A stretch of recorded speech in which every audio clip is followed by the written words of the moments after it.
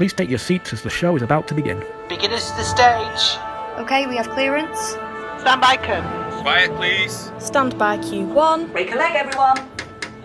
Good evening, ladies and gentlemen, and welcome to Chorley Theatre.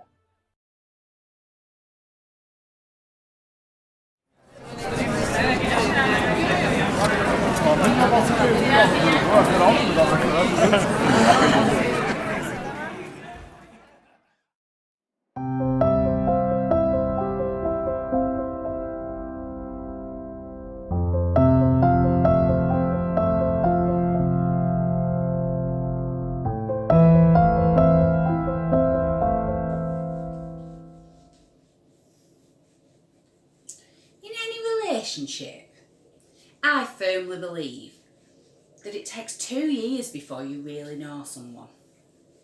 After 2 years, you really get that understanding of how someone works, what they like, what they dislike, just everything about them. You only get that true understanding after 2 years.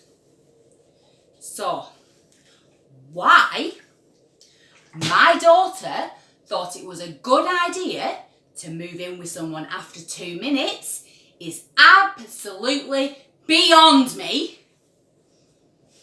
Now, I understand the reasoning, I suppose. I mean, why would you want to spend lockdown with your own mother? The person that cooks for you, makes sure you're fed, washes your clothes, dries them, irons them, lends you the clothes, makeup, even my shoes. The person that buys them pink lady apples, despite the fact they are ridiculously expensive, unlike them wonky ones that cost next to nothing. But if you've got the option of moving in with some scruff bag you've known for 5 seconds, who could be a murdering weirdo, then that's the obvious choice. I shouldn't be surprised. She decided not to go to university, carry on working in a call centre. When she first got that job, I said, "It'll suit you, that, because you're never off that bloody phone." She wasn't impressed. She hates that job, but she loves the money, so she stuck at it, to be fair to her. Trouble is, she loves the money that much, never has any. She wanted to take one of them gap years, but when she realised she couldn't afford to travel to Aberdeen, let alone Australia, she decided to stay home with me for a bit. Well, she's been pigging miserable. All she sees when she's scrolling through that phone, that bloody phone, is her friends having a great time. Well, they're not going to post pictures of the hangovers and the trips to the sexual health clinic, are they? Just the sunshine and the happiness, not the headaches and the bad choices. So anyone who's not there, they would be jealous. But at least I had her on with me for a bit. That was until Scruffbag turned up and took her away from me. Oh, he calls himself a joiner by trade. I'm not usually judgmental, but he looks more like a drug dealer. Them trackies that he wears, and that stupid neck tattoo. But since she's been talking to him, she's never been happier. She's laughing and joking, being pleasant. She claims he's the one. How? How does she know that? I know I married her father after 3 months, but that were different. I was 20. She is only 19.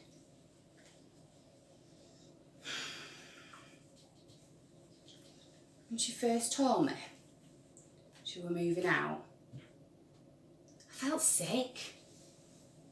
Then I were furious, worried, anxious. Just everything, all at the same time. Why is she so desperate to leave me? Why can't she just stay at home for a bit? Break the rules. Without me knowing, of course. Just she can be at home a bit longer and I can look after her. But I didn't express any of that. I could see in her eyes that she meant it. She's so stubborn. Father says she gets that from me, but I disagree. I suppose just gotta let her make her own mistakes. Hopefully it'll work out. But if it doesn't, I'll give her a big hug, put the kettle on, and I'll tell her. I knew he was an idiot as soon as I saw him.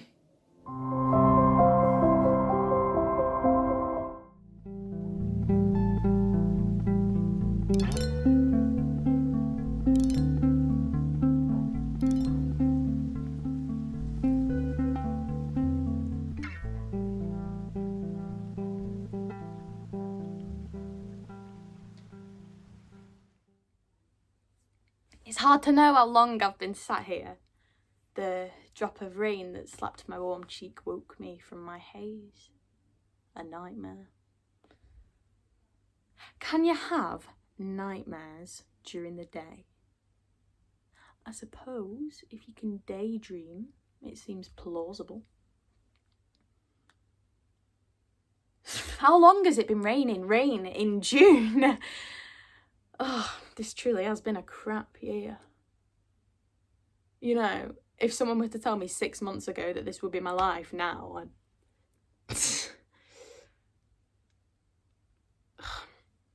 No need to dwell on the past. Live in the moment.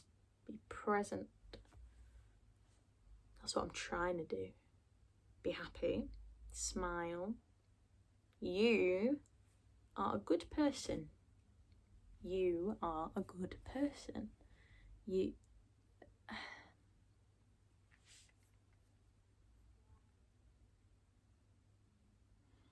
are a good person.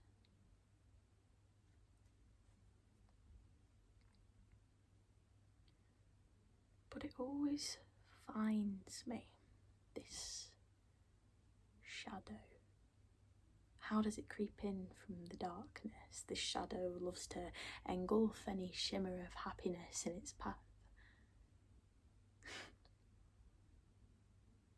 You didn't deserve to feel it anyway. Happiness. You don't deserve to be happy. Let me drag you down into the comfort of my icy embrace and swallow you with the guilt. No, shake him off. You are a good person. You came here to clear your mind, not pollute your thoughts any further.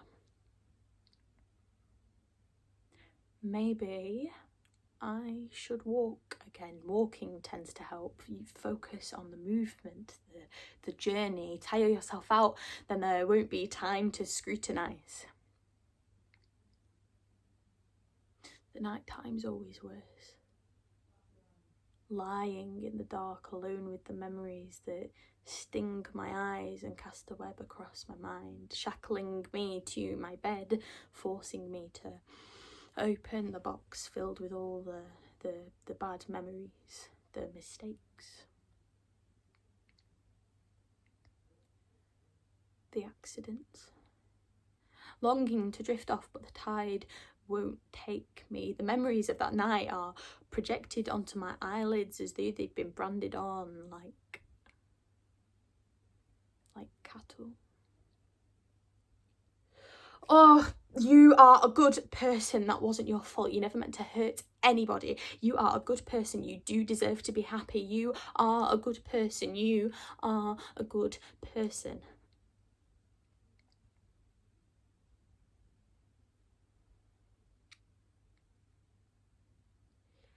His death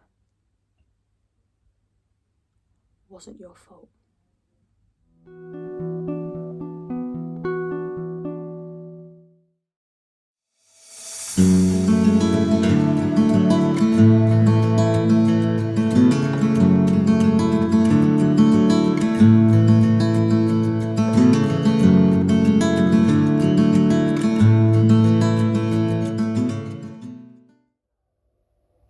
my story, let me try and conjure up the scene.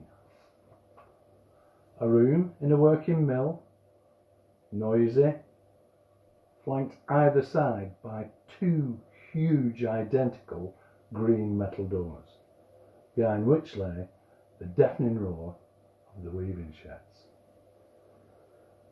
It was the end of my first week, Friday afternoon. The big green door on my right opened, the roar from the weaving sheds came through, and in walked a group of suits. 3 grey, 1 black. Immediately, a button was pressed, silenced the machines. The big green door slammed shut, and our room fell into total silence. The suits walked to the centre of the room, and the black suit turned, and with his piercing blue eyes, he turned and looked at everybody individually. And then he cleared his throat, and slowly and eloquently he spoke. He said, "Good afternoon, everyone. How quickly the week has passed. But I have it from my managers that we still continue to work as one big happy family."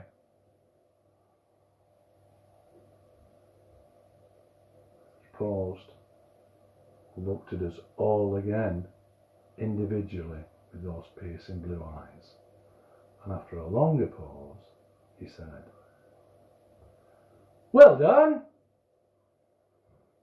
However, as is my tradition, I will continue to acknowledge anyone who may have a complaint. If you are that person, please step forward and we shall try to assuage your dilemma." Nobody said anything. The room was silent. Nobody moved. Nobody spoke. However, I had a complaint. It'd been kind of niggling at me all week. So I put my hand up and said, "I have a complaint, sir." And the black suit's eyes fell upon me. He stepped towards me. He stooped. Pointing to his ear, he said, "Tell me of your complaint, my boy."